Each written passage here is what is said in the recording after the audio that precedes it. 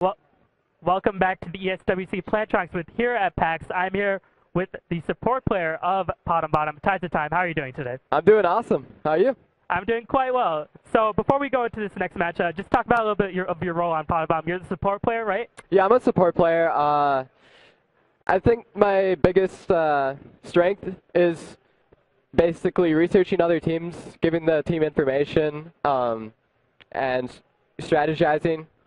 I like to make defensive calls to make sure that our team stays alive, kind of thing.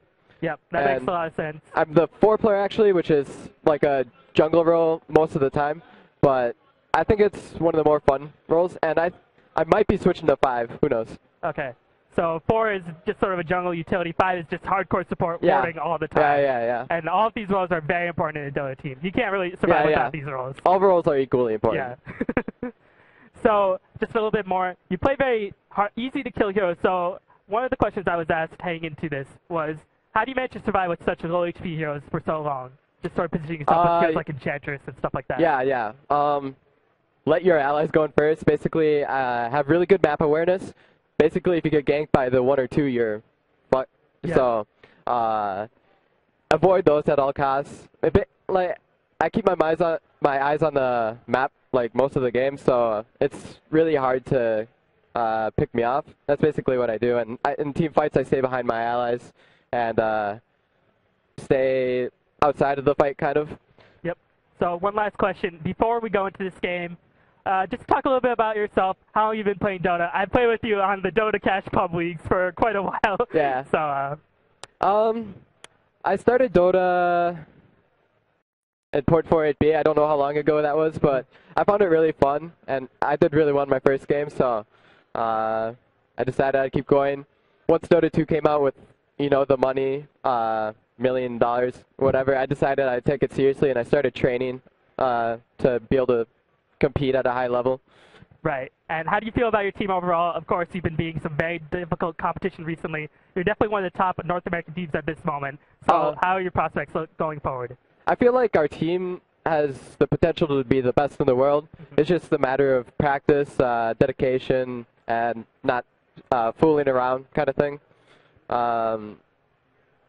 School gets in the way, but when we have a week or 2 of hardcore practice, I feel like we can beat any team. Yep. So just going back into a little bit of this team's accomplishments recently, they beat Navi at the Defense 2, winners of International 1, and they beat CLG for the Pro Dota 2 World League, winning 10 grand, I think. Wait, what? You won 10 grand at the Pro Dota 2? Yeah. Yep. So we'll be looking at Game 2 of Happy Cloud versus Pot and Bottom going into this game, semifinals of ESWC. So we'll roll the first clip, and we'll talk a bit about the picks and bans, if that's okay with you. Okay, yeah, that's fine. So here are the picks and bans. You can see right now, you managed to get Lycanthrope. So how do you feel once you pick up this hero? Lycanthrope, known for being one of the most powerful early to mid-game heroes just because he can push all over the map. Our team loves playing Lycan. We think it's completely imbalanced. After the first game, we were kind of cocky, so there you see the Pudge pick. We felt like we could both outpick them and out-strategize them, so. Yeah, but you do have to worry a bit about the team fight because they have Enigma, Black Hole. So just talk about the Invoker, Enigma, Nature's Prophet combination. Just a lot of team fight, a lot of burst damage coming in. How do you sort of go into that when you're going into that match? How do you decide to strategize against that? Basically, first of all, you got to outlane them because, if that team's getting farmed, you're not going anywhere. So you have to win the early game and push down towers. If you don't take down the towers within probably 15 minutes, it might get a little messy. Pudge is a really good pick-off hero, so I think it's pretty easy to take down towers with that hero. I can't see the picks again, but I think they had really weak early game. They had level-dependent heroes, so it's really easy to push on them if I remember correctly. Yeah, I think they had Enigma, Invoker, Crystal Maiden, Morphling, and Nature's Prophet. Yeah. So a lot of very strong mid-game heroes, but if you can take them in the early game, you feel like you have good shots going into this game. And of course, Pudge, one of those sort of really fun heroes to watch because hooks all over the place. Bog loves Pudge. He likes to beg for that hero sometimes. Even though he's the captain, you're just like, no, we're not going to let you have Pudge. Yeah. So it's all an equal partnership on this team. Yeah. You all have equal says. Yeah. Okay, so we'll be rolling into the next clip, which should be coming up very, very soon, as here comes the first tower push. This is 3.5 minutes into the game, and you're about to take your first tower. Lycanthrope comes out of the jungle. Nature's Prophet can't really do anything at this point. Wait, say that again? I can't hear you. Nature's Prophet can't really do anything at this point. Once Lycanthrope comes out of the jungle, he can't do anything. Yeah. Yeah, we just saw that it was an easy opportunity. We told Aoi to come, and we see that we can push the towers. We kind of sacrificed him in terms of like early levels since he's not jungling, but we're getting towers, which is huge. Like I said, we have to get towers against that team.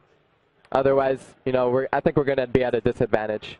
Meanwhile, in the mid lane, while this is going on, you're facing Crystal Main Morphling lane, and Morphling, if he gets a lot of farm, he's really, really deadly. As we see Fog manage to get the first blood, hooks on Crystal Main, and just manages to kill her.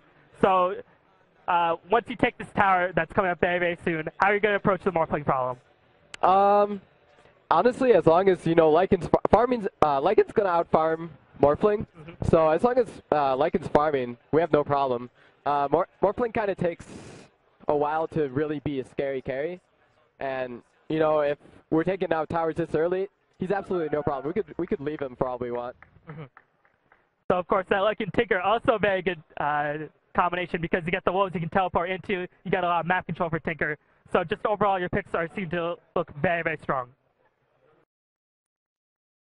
Okay. So as we're going to skip ahead and we're going to go to part 4 right now, as I think this is a little bit further on. We missed, unfortunately, Fog's really, really awesome hook. So as we go into this game, here comes some reinforcements. I think this might be the start of the first major team fight. But here comes Pudge. Just talk about a little bit about what Pudge does for the opposing team. He just installs a lot of fear. Yeah, he causes a lot of fear. Like, if you put him next to a tower and he's free like this, like, it's hard for them to pop out of the jungle. Here's Fox being kind of over-aggressive. Yeah, I told him, like, I knew as soon as he went in there, he's going to die. I don't know what he's thinking. He's being silly. So at this point, are you saying, all right, let's slow down a little bit. We may have won the first game convincingly, but we got to play a bit more safe. It's like, Fog, let's take this seriously. And, of course, that last clip that was not there, Pod hit an amazing hook, but after that, his hooks went a little bit downhill, to say the least. Yeah, you know, that Pudge is that kind of hero. He's a hit or miss. Yeah, so I'm sure your team chemistry is good enough so you can sort of just rag on each other for doing some weird plays like that. Yeah. But going into that, of course, you start to realize, all right, they're starting to counter gank. We got to be a bit more careful. Yeah. So I guess we'll head into the next clip very, very soon, as I think this is the first major team fight after that little bit of a first kill. And talk about how you approach the first team fight against Enigma, Invoker, Nature's Prophet, Morphling. We're completely out-farming them. Basically, you want to spread out. You see, none of us can, you know, get... At the most, they're going to get a two-man hole. And as long as, you know, Windrunner's outside, you can shackle shot the Enigma and cancel the hole. Just stay spread out. You know, if you see they're harassing us, so we have the Tinker TPing back. And here comes the hook. Yeah, hook the Enigma. With like 100 HP. He kind of suicided for that, but you know, it worked out. As you see, you get 3 out of this. And I believe we get a Rax with the Lycan since he pushes so fast. Yeah, especially with Tinker being able to get back to the fountain, heal up, drop March machines. They really can't get close to the Tinker. Yeah. And of course, the Venomancer following in. Just talk about a bit of your role at Venomancer in this game. What was your role? Good vision on the map. Make sure, you know, the carries don't die. Slow them. It's a pretty easy role in this game. You know, there's nothing special since we're just pushing towers. You know, ward the map, gale them, and ulti. And Happy Cloud, they're forced to constantly back up. You have so much harassment coming from the Venomancer wards and the March machines and the wolves. Yeah. It's really difficult for them taking engagement. Oh yeah, I hate going against our lineup. You know, in this situation, like if you walk up, you're half HP immediately, and there we go. See. So shackle shot list, but it doesn't matter. You're going to get the racks. And with the racks down against the Tinker, it's so difficult for the other teams to do anything at that point, even if they have Nature's Prophet. Yeah. Yeah, like I said, take it out in an early game, we win. Yep. Easy. So as people are starting to treat Fogged, and I think that's managed to stick around a little bit too long, as here comes the engagement. Fogged is going to get the hook complete lift, but he's going to manage to get a kill on Nature's Prophet. But he does commit suicide once again with the rot. Yeah, Fog. Yeah, he loves being aggressive, and there you see it. They're chasing Windrunner while Enigma's Black Holy and Lycan, which was kind of a mistake. And we're so out farming them, you know, Lycan just rips through them. I think one of the biggest factors is just the range you have in that team fight with rockets and March machines. It's really difficult to do anything against that. Yeah.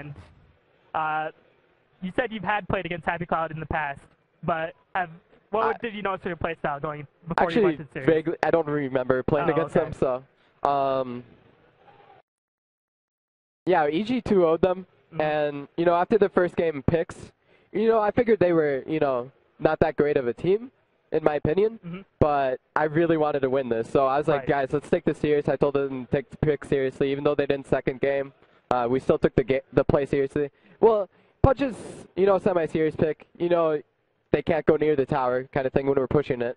And we had like 3 different elements to push the tower. We had the Vino ward, so we had vision all the time. We had the march, so it's hard for them to go up on us when we're pushing the tower. Right. So before we get into next week, we're going to take a quick commercial break. We're going to get our next player, Solace, to come on the stream. So thank you so much, guys, for joining me here. Yep. All right. And we'll be coming back very, very soon. So.